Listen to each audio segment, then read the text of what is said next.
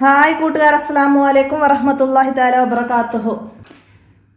Islamic educational ബോർഡിൻ്റെ കീഴിലുള്ള English medium school മദ്രസയിലെ 5ാം ക്ലാസ്സിലെ ഉലൂമുദ്ദീനിലെ അദ്ദർസു സാദിസ് വൈഷ്റൂൻ 26ാമത്തെ ചാപ്റ്റർ.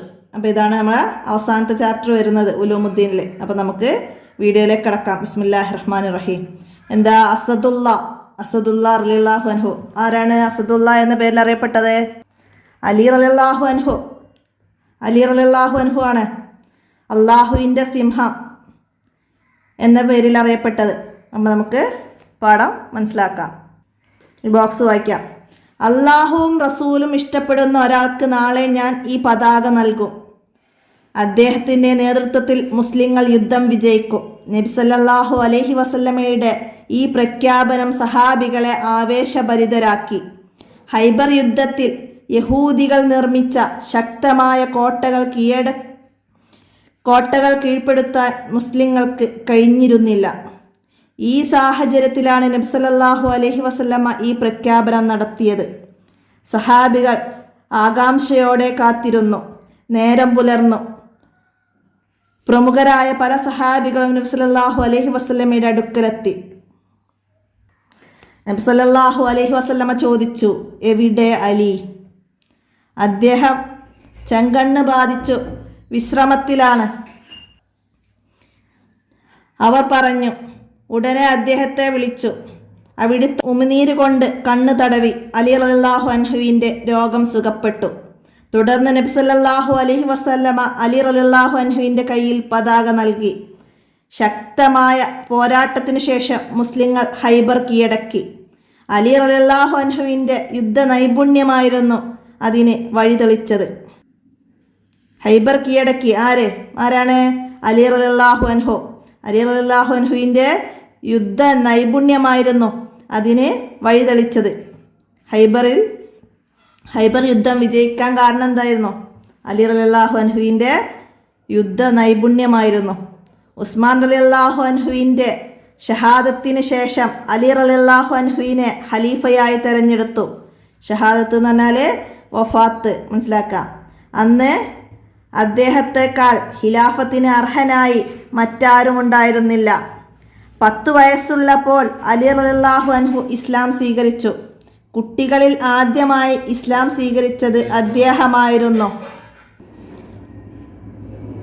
മദീനയിലേക്ക് ഹിജ്റ പോകുന്ന രാത്രിയിൽ നബി സല്ലല്ലാഹു അലൈഹി വസല്ലമയെ വധിക്കാൻ ശത്രുക്കൾ കാത്തിരുന്നപ്പോൾ അവിടുത്തെ വിരിപ്പിൽ നബി സല്ലല്ലാഹു അലൈഹി വസല്ലമ കിടത്തിയത് അലി റളിയല്ലാഹു അൻഹുവിനെയാണ്. ഖുറൈശികൾ നബി സല്ലല്ലാഹു അലൈഹി വസല്ലമയെ ഏൽപ്പിച്ച സൂക്ഷിപ്പു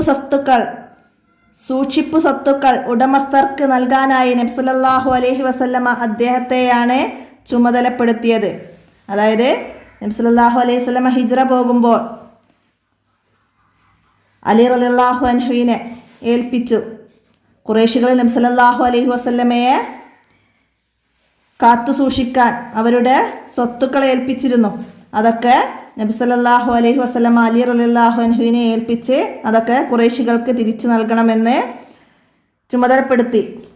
തബൂക്ക് ഒഴികെയുള്ള എല്ലാ യുദ്ധങ്ങളിലും അദ്ദേഹം പങ്കെടുത്തു. അലി റളിയല്ലാഹു അൻഹു പങ്കെടുത്തിട്ടുണ്ട്.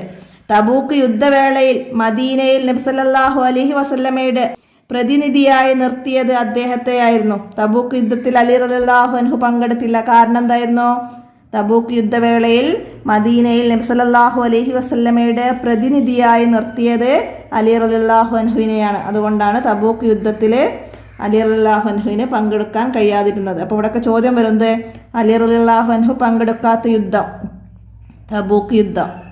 ഹൈബറിൽ കീഴടക്കിയത് ആര്? അലി റളിയല്ലാഹു അൻഹു. അങ്ങനെയൊക്കെ മനസ്സിലാക്കുക. അടുത്ത എന്താണ്? ധീരയോദ്ധാവ്, പ്രഗത്ഭ പ്രാസംഗികൻ, ഉന്നത പണ്ഡിതൻ, സാഹിത്യകാരൻ എന്നീ നിലകളിൽ അദ്ദേഹം പ്രശസ്തനായിരുന്നു. അലി റളിയല്ലാഹു അൻഹു പ്രശസ്തനായിരുന്നു ഏതെല്ലാം നിലകളിൽ? ധീരയോദ്ധാവ്, പ്രഗത്ഭ പ്രാസംഗികൻ, ഉന്നത പണ്ഡിതൻ, സാഹിത്യകാരൻ എന്നീ നിലകളിൽ അദ്ദേഹം പ്രശസ്തനായിരുന്നു. ഉസ്മാൻ റളിയല്ലാഹു അൻഹുവിൻ്റെ വഫാത്തിന് ശേഷം അലി റളിയല്ലാഹു അൻഹു ഖലീഫ സ്ഥാനം അവരോധിതനായി. ഭരണാധികാരിയായിട്ടുപോലും ലളിത ജീവിതമാണ് അദ്ദേഹം നയിച്ചത്. തണുപ്പിൽ വിറച്ച് കട്ടിയില്ലാത്ത പതുപ്പുമായി അദ്ദേഹത്തെ കണ്ടപ്പോൾ ഒരാൾ ചോദിച്ചു, നിങ്ങൾ ഖലീഫയല്ലേ? ബൈത്തുൽ മാലിൽ നിന്ന് പണമെടുത്ത് ഒരു നല്ല പുതപ്പ് വാങ്ങിക്കൂടെ? അലി റളിയല്ലാഹു അൻഹു പറഞ്ഞു, സ്വന്തം ആവശ്യത്തിനു വേണ്ടി പൊതു ഖജനാവിൽ നിന്ന് ചെലവഴിക്കാൻ ഞാൻ ആഗ്രഹിക്കുന്നില്ല. ബനു ഹാഷിം വംശത്തിൽ അബൂ തോലിബിൻ്റെ മകനായി അദ്ദേഹം ജനിച്ചു. ഫാത്തിമ റളിയല്ലാഹു അൻഹായായിരുന്നു ഉമ്മ. ഹൈദർ, അസദുള്ള എന്നീ സ്ഥാനപ്പേരുകൾ അദ്ദേഹത്തിനുണ്ട്. അലി റളിയല്ലാഹു അൻഹുവിൻ്റെ സ്ഥാനപ്പേരുകളാണ് ഹൈദർ, അസദുള്ള എന്നൊക്കെ മനസ്സിലാക്കുക. അലി റളിയല്ലാഹു അൻഹുവിൻ്റെ ഉമ്മ ഫാത്തിമ റളിയല്ലാഹു അൻഹ, അലി റളിയല്ലാഹു അൻഹുവിൻ്റെ ഭാര്യ നബി സല്ലല്ലാഹു അലൈഹി വസല്ലമയുടെ മകള് ഫാത്തിമ ബീവി റളിയല്ലാഹു അൻഹ. അതൊക്കെ മനസ്സിലാക്കുക. അലി റളിയല്ലാഹു അൻഹുവിനെ വധിക്കാൻ ഖവാരിജുകൾ ഗൂഢാലോചന നടത്തി. ഖവാരിജുകൾ ആരാണ് ഗൂഢാലോചന നടത്തിയത്? അലി റളിയല്ലാഹു അൻഹുവിനെ വധിക്കാൻ ആരാണ്? ഖവാരിജുകൾ. അദ്ദേഹത്തെ എതിർക്കുന്നവരായിരുന്നു അവർ. അലി റളിയല്ലാഹു അൻഹുവിനെ എതിർത്തവരായിരുന്നു ഖവാരിജുകൾ. അവരിൽപ്പെട്ട അബ്ദുറഹ്മാൻ ഇബ്നു മുൽജിബിനെയാണ് വധിക്കാൻ ചുമതലപ്പെടുത്തിയത്. അലി റളിയല്ലാഹു അൻഹുവിനെ വധിക്കാൻ ചുമതലപ്പെടുത്തിയത് അബ്ദുറഹ്മാൻ മുൽജിബിനെയാണ് ചുമതലപ്പെടുത്തിയത്.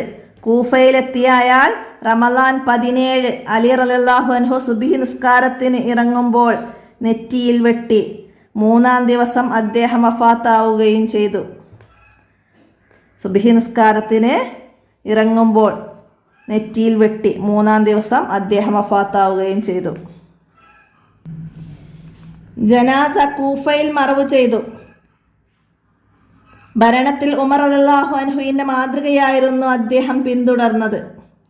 സംഭവബഹുലമായ അദ്ദേഹത്തിൻ്റെ ഭരണകാലം 4 വർഷവും 9 മാസവുമായിരുന്നു.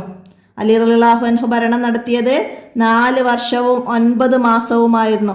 അലി റളിയല്ലാഹു അൻഹുവിൻ്റെ ഷഹാദത്തോടെ ഖിലാഫത്തിൻ്റെ സുവർണ കാലഘട്ടം അവസാനിച്ചു. അലി റളിയല്ലാഹു അൻഹുവിൻ്റെ വഫാത്തോടെ ഖിലാഫത്തിൻ്റെ സുവർണകാലം അവസാനിച്ചു. ആരുടെ ഷഹാദത്തോടെയാണ്? അലി റളിയല്ലാഹു അൻഹുവിൻ്റെ ഷഹാദത്തോടെയാണ് ഖിലാഫത്തിൻ്റെ സുവർണകാലം അവസാനിച്ചത്. അപ്പോൾ അതൊക്കെ ചോദ്യം വരും. ഖിലാഫത്തിൻ്റെ സുവർണകാലം അവസാനിച്ചു എപ്പോൾ? അലി റളിയല്ലാഹു അൻഹുവിൻ്റെ ഷഹാദത്തോടെ. മനസ്സിലാക്കുക. അവ്വലു മൻ അസ്ലമ മിനസ്സിബിയാനി അലി ഇബ്നു അബി ത്വാലിബ് റളിയല്ലാഹു അൻഹു. കുട്ടികളിൽ ആദ്യം മുസ്ലിമായത് അലി റളിയല്ലാഹു അൻഹു ആണ്. കുട്ടികളിൽ ആദ്യം മുസ്ലിമായത് അലി റളിയല്ലാഹു അൻഹു ആണ്. അപ്പോൾ താഴെ നക്റവും നഫമും ഒക്കെ നന്നായി വായിച്ച് മനസ്സിലാക്കുക. ഇവിടെ വന്നതൊക്കെ മനസ്സിലാക്കുക. എന്താണ്? കൂഫ ഇറാഖിലെ ഒരു നഗരമാണ്. മുനാഫിക്ക് എന്ന് പറഞ്ഞാൽ കപട വിശ്വാസിയാണ്. പിന്നെ ഹൈബർ മദീനയിൽ നിന്ന് 153 കിലോമീറ്റർ ദൂരമുള്ള സ്ഥലമാണ്. തബൂക്ക് മദീനയിൽ നിന്ന് 682 കിലോമീറ്റർ ദൂരമുള്ള ഒരു പട്ടണമാണ്. അപ്പോൾ അതൊക്കെ മനസ്സിലാക്കണം. നമുക്ക് വൺ വേർഡ് ചോദ്യമൊക്കെ ആയിട്ട് വരാം. മദീനയിൽ നിന്ന് എത്ര കിലോമീറ്റർ ദൂരമുള്ള സ്ഥലമാണ് ഹൈബർ? മനസ്സിലായില്ല? അപ്പോൾ അതൊക്കെ മനസ്സിലാക്കാൻ വേണ്ടിയിട്ടാണ് നമുക്കിവിടെ കൊടുക്കുന്നത്. മനസ്സിലാക്കി വെക്കുക. നമുക്ക് ദഫ്തർ തോലിബ് നോക്കാം. ആദ്യം നൊയ്ദു ജദവല. അലി റളിയല്ലാഹു അൻഹുവിനെ കുറിച്ച് താഴെയുള്ള പട്ടിക പൂർത്തിയാക്കണം. പിതാവ് ആരായിരുന്നു അലി റളിയല്ലാഹു അൻഹുവിൻ്റെ? അബൂ തോലിബായിരുന്നു പിതാവ്. ഗോത്രം ബനു ഹാഷിം വംശം. ബനു ഹാഷിം വംശത്തിലാണ് അബൂ തോലിബിൻ്റെ മകനായിട്ടാണ് അദ്ദേഹം ജനിച്ചത്. മാതാവ് ഫാത്തിമ റളിയല്ലാഹു അൻഹ. ഇസ്ലാം സ്വീകരിക്കുമ്പോഴുള്ള പ്രായം എത്രയാണ്? 10 വയസ്സ്. അടുത്തതാ പങ്കെടുത്ത യുദ്ധങ്ങൾ എന്ന് ചോദിച്ചാൽ അപ്പം നമുക്ക് എന്ത് എഴുതാം? തബൂക്ക് ഒഴികെയുള്ള എല്ലാ യുദ്ധങ്ങളിലും പങ്കെടുത്തിട്ടുണ്ട്. സ്ഥാനപ്പേരുകൾ അസദുള്ള ഹൈദർ എന്നാണ് സ്ഥാനപ്പേര്. ഘാതകൻ ആരായിരുന്നു? അബ്ദുറഹ്മാൻ ഇബ്നു മുൽജിം ഘാതകൻ. ഖബർ സ്ഥിതി ചെയ്യുന്ന സ്ഥലം കൂഫ. ഖബർ സ്ഥിതി ചെയ്യുന്നത് കൂഫ. ഭരണകാലം 4 വർഷവും 9 മാസവും. 4 വർഷവും 9 മാസവുമാണ് ഭരണകാലം. ഭാര്യ ആരായിരുന്നു? ഭാര്യ ഫാത്തിമ ബീവി റളിയല്ലാഹു അൻഹ. നബി സല്ലല്ലാഹു അലൈഹി വസല്ലമയുടെ മകള് ഫാത്തിമ ബീവി റളിയല്ലാഹു അൻഹയാണ് അലി റളിയല്ലാഹു അൻഹുവിൻ്റെ ഭാര്യ. അപ്പോൾ അതൊക്കെ മനസ്സിലാക്കുക. അപ്പോൾ ഇവിടെ പറഞ്ഞതൊക്കെ നമ്മൾ പാഠത്തിൽ അടയാളപ്പെടുത്തിയിട്ടുണ്ട് പാഠഭാഗം വായിക്കുമ്പോൾ. അപ്പോൾ അതൊക്കെ ഒന്ന് കാണിച്ചു തരാം. ഇവിടെ 10 വയസ്സുള്ളപ്പോൾ ഇസ്ലാം സ്വീകരിച്ചു. തബൂക്ക് ഒഴികെയുള്ള എല്ലാ യുദ്ധങ്ങളിലും അദ്ദേഹം പങ്കെടുത്തിട്ടുണ്ട്. പിന്നെന്താണ്? ഹൈദർ, അസദുള്ള എന്നീ സ്ഥാനപ്പേരുകളുണ്ട്. പിന്നെ അബൂ തോലിബാണ് പിതാവ്. ഹാഷിം വംശത്തിലാണ് ജനിച്ചത്. ഫാത്തിമയാണ് ഉമ്മ. പിന്നെ അബ്ദുറഹ്മാൻ ഇബ്നു മുൽജിം ഘാതകൻ. ഘാതകൻ എന്ന് പറഞ്ഞാൽ കൊലയാളി, കൊന്നതാരാണ് എന്നൊക്കെ ചോദിക്കൂല, അതാണ് ഘാതകൻ എന്ന് പറയുന്നത്. പിന്നെ ജനാസ കൂഫയിലാണ് മറവ് ചെയ്തത്. 4 വർഷവും 9 മാസവുമാണ് ഭരണം നടത്തിയത്. അപ്പോൾ അതൊക്കെ അവിടെയൊക്കെ എഴുതാം. അടുത്ത നുബയ്യിന് സിയാക്ക്, സന്ദർഭം എഴുതണം. എന്താണ്? സ്വന്തം ആവശ്യത്തിന് പൊതുഖജനാവിൽ നിന്ന് ചെലവഴിക്കാൻ ഞാൻ ആഗ്രഹിക്കുന്നില്ല. എന്തായിരുന്നു സന്ദർഭം? എന്തായിരുന്നു? തണുപ്പിൽ വിറച്ച് കട്ടിയില്ലാത്ത പുതപ്പുമായി അലി റളിയല്ലാഹു അൻഹുവിനെ കണ്ടപ്പോൾ ഒരാൾ ചോദിച്ചു, നിങ്ങൾ ഖലീഫയല്ലേ, ബൈത്തുൽ മാലിൽ നിന്ന് പണമെടുത്ത് ഒരു നല്ല പുതപ്പ് വാങ്ങിക്കൂടെ? അലി റളിയല്ലാഹു അൻഹു പറഞ്ഞു, സ്വന്തം ആവശ്യത്തിന് വേണ്ടി പൊതു ഖജനാവിൽ നിന്ന് ചെലവഴിക്കാൻ ഞാൻ ആഗ്രഹിക്കുന്നില്ല. അപ്പോൾ അതാണ് സന്ദർഭം. മനസ്സിലാക്കി അവിടെയൊക്കെ എഴുതുക. അടുത്ത വിട്ട ഭാഗം പൂരിപ്പിക്കാനാണ്. എന്താണ്? ഹൈബർ യുദ്ധം. അലി റളിയല്ലാഹു അൻഹുവിൻ്റെ നേതൃത്വത്തിൽ മുസ്ലിങ്ങൾക്ക് വിജയമുണ്ടായി. അപ്പോൾ അവിടെ അലി റളിയല്ലാഹു അൻഹു എന്ന് എഴുതുക. ഹൈബർ യുദ്ധത്തിൽ അലി റളിയല്ലാഹു അൻഹുവിൻ്റെ നേതൃത്വത്തിൽ മുസ്ലിങ്ങൾക്ക് വിജയമുണ്ടായി, അങ്ങനെ എഴുതാം. അടുത്തതാ, തബൂക്ക് യുദ്ധത്തിൽ മദീനയിൽ നബി സല്ലല്ലാഹു അലൈഹി വസല്ലമയുടെ പ്രതിനിധിയായി നിന്നതിനാൽ അലി റളിയല്ലാഹു അൻഹു പങ്കെടുത്തില്ല. തബൂക്ക് യുദ്ധത്തിൽ മദീനയിൽ നബി സല്ലല്ലാഹു അലൈഹി വസല്ലമയുടെ പ്രതിനിധിയായി നിന്നതിനാൽ അലി റളിയല്ലാഹു അൻഹു യുദ്ധത്തിൽ പങ്കെടുത്തില്ല. അപ്പോൾ ഇവിടെ നബി സല്ലല്ലാഹു അലൈഹി വസല്ലമയുടെ പ്രതിനിധിയായി എന്നത് അവിടെയൊക്കെ എഴുതുക. അടുത്തത്, കുട്ടികളിൽ ആദ്യം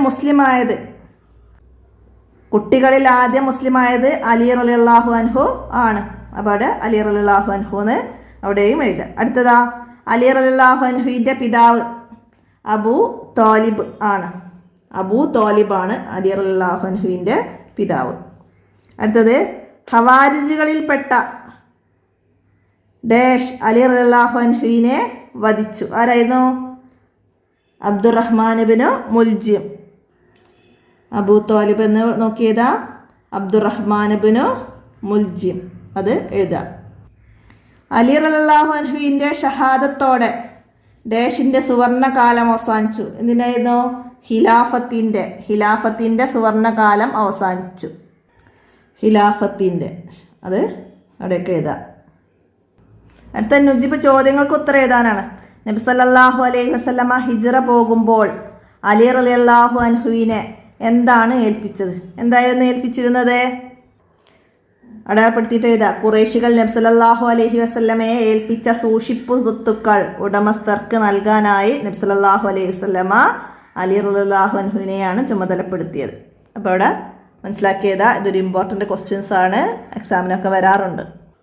അടുത്ത, അലി റളിയല്ലാഹു അൻഹു ഏതെല്ലാം നിലകളിൽ പ്രശസ്തനായിരുന്നു? ഏതെല്ലാം നിലകളിലാണ്? ധീരയോദ്ധാവ്, പ്രഗത്ഭ പ്രാസംഗികൻ, ഉന്നത പണ്ഡിതൻ, സാഹിത്യകാരൻ എന്നീ നിലകളിൽ അദ്ദേഹം പ്രശസ്തനായിരുന്നു. ഹൈബർ യുദ്ധം നടന്നത് ആര് തമ്മിലായിരുന്നു? മുസ്ലിമുകളും യഹൂദികളും തമ്മിലാണ് ഹൈബർ യുദ്ധം നടന്നത്. അടുത്തത്, അലി റളിയല്ലാഹു അൻഹുവിൻ്റെ ഭരണകാലം എത്രയായിരുന്നു? 4 വർഷവും 9 മാസവും. നേരത്തെ നമ്മൾ അടയാളപ്പെടുത്തിയിരുന്നു. അപ്പോൾ അതോടൊക്കെ നോക്കിയതാ. ഇവിടെ ഉണ്ട്, യഹൂദികളും മുസ്ലിങ്ങളും തമ്മിലാണ് ഹൈബർ യുദ്ധം നടന്നത്. അപ്പോൾ അതൊക്കെ മനസ്സിലാക്കുക. അടുത്ത നുത്തർജിമു, പരിഭാഷപ്പെടുത്താനാണ്. ബൈത്തുൽ മാൽ എന്ന് പറഞ്ഞാൽ എന്താണ്? പൊതുഖജനാവ് എന്നാണ് ബൈത്തുൽ മാൽ. അലിയു അസദുള്ള, അലി റളിയല്ലാഹു അൻഹു അള്ളാഹുവിൻ്റെ സിംഹമാണ്. അലി റളിയല്ലാഹു അൻഹു അള്ളാഹുവിൻ്റെ സിംഹമാണ്. അതെഴുതുക. അടുത്ത എന്താണ്? ഹിസ്നു ഹൈബർ. ഹിസ്നു ഹൈബർ എന്ന് പറഞ്ഞാൽ ഹൈബർ കോട്ട എന്നാണ്. ഹൈബർ കോട്ട. അപ്പോൾ അതെഴുതുക. ഇനി ഇവിടെ എന്താണ് താഴെ തഹസീസ് എന്താണ്? മാപ്പിൽ മക്ക, മദീന, തബൂക്ക്, ഹൈബർ എന്നിവയൊക്കെ അടയാളപ്പെടുത്താനാണ്. അപ്പം മാപ്പിൽ നോക്കിയിട്ട് എല്ലാവരും കണ്ടെത്തുക. മക്ക ഇവിടെ ഉണ്ട്, മദീന ഇവിടെ ഉണ്ട്, ഹൈബർ ഇവിടെ ഉണ്ട്, തബൂക്ക്, അതൊക്കെ മനസ്സിലാക്കി അടയാളപ്പെടുത്താനാണ് ഇവിടെ തഹസീസ് വന്നത്. അപ്പോൾ എത്രയാണ് 26ാമത്തെ പാഠത്തിൽ നിങ്ങൾക്ക് മനസ്സിലാക്കി പഠിക്കേണ്ട കാര്യങ്ങൾ എല്ലാവരും മനസ്സിലാക്കുക, ഉപകാരപ്പെടുത്തുക, വീഡിയോ കൂട്ടുകാർക്കൊക്കെ ഷെയർ ചെയ്ത് കൊടുക്കുക. അപ്പോൾ ഇതോടെ നമ്മൾ ഉലൂമുദ്ദീനിലെ പാഠഭാഗങ്ങൾ അവസാനിച്ചിട്ടുണ്ട്. വസല്ലല്ലാഹു വസല്ലം അലാ ഖൈരിൽ സയ്യിദിനാ മുഹമ്മദിൻ വആലിഹി വസഹ്ബിഹി അജ്മഈൻ വൽഹംദുലില്ലാഹി റബ്ബിൽ ആലമീൻ. ആമീൻ ആമീൻ ബിറഹ്മതിക യാ അർഹമർ റഹീമീൻ.